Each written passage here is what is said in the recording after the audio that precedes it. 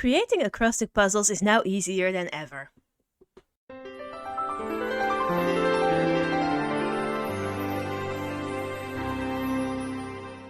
How do we even get to the acrostics? How do we even get to the new acrostics module? Let's have a look. First we go to crisscross, then under what to generate we select acrostic column. Now you'll see a few things that are different from normal crisscross crosswords. Let's look at these first. First of all, you'll need a secret word. If you look at the puzzle, you see that there is a grey column. That is where the secret word goes. For example, in this puzzle we have used the word orange as secret word. You can fill in the title for the puzzle as well. This will be generated above the puzzle if you generate it as an image. We'll get to that later. The same goes for the description. This will appear if you generate as an image as well. For all three of these, as you can see on the left, you start with a hashtag or a pound sign. Then the title, secret, description, capitalization does not matter here. Then a colon, and then the word that you want to use. You need the hashtag or pound sign so the software knows what the hidden word is. If you don't want a title or a description, you can go without those. You will always need a hidden word. Without a hidden word, it is not an acrostic puzzle. Also, while the software can generate these puzzles, there are things that you need to keep in mind. If you change the secret word to something like love, for example, you will get an error message. After all, none of the words in our list have a V. You also need to make sure that there are enough words for each letter to have at least one option. If you want to make sure that your word is valid, you can use the verify button. This will verify that the secret word is functional. Luckily for us, we get a word list that is functional for an example, so let's just use this list to go through the multiple options. First of all, we're going to the Clues tab. This is the 5th tab. Why are we going here first? Because of a new option that was introduced here. You can create images for social media by selecting in image. Because there are some settings that are only visible if we generate in image, that's what we're using. You can also put them on the left, right, very bottom and top, or very left and right. You can also change the clue headings, that being horizontal or vertical. As for word fill and scramble, we'll discuss those in a different video, because while they got added with the acrostics module, they can be used to create an entirely different kind of puzzle as well. Now that we have our clues visible and the software knows we're generating an image for social media, let's go past the other options this software has.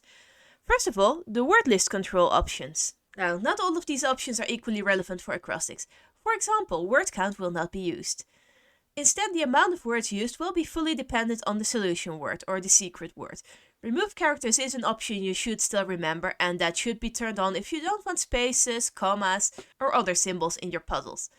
And finally, the word list control.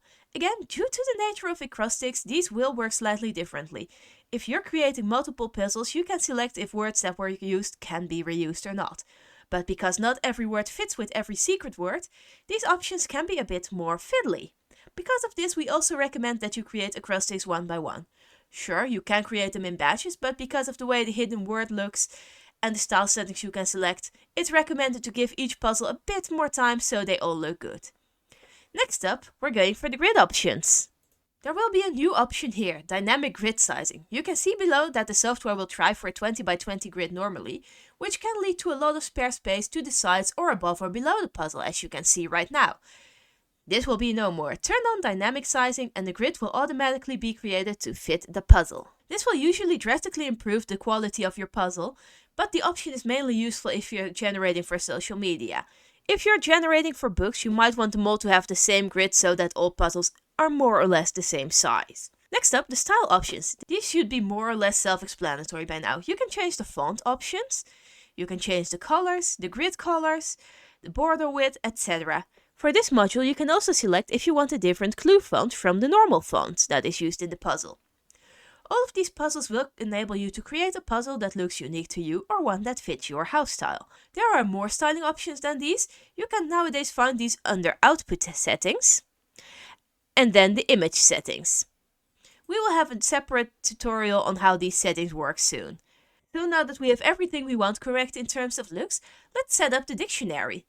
For this we have two options. First of all, a dictionary you made yourself.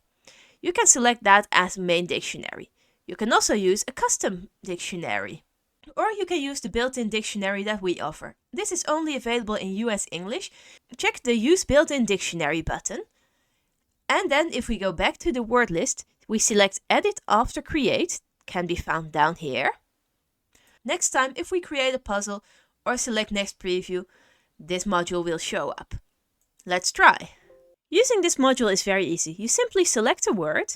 You can either type in a clue here manually, or you can select one from the word list. If you want to, you can even edit it manually after that, just like this. Then when you generate a puzzle, you will get the custom clues you wanted. This way you only need a simple word list without any explanations, and these will be added later. As always, like and subscribe for more puzzle tips.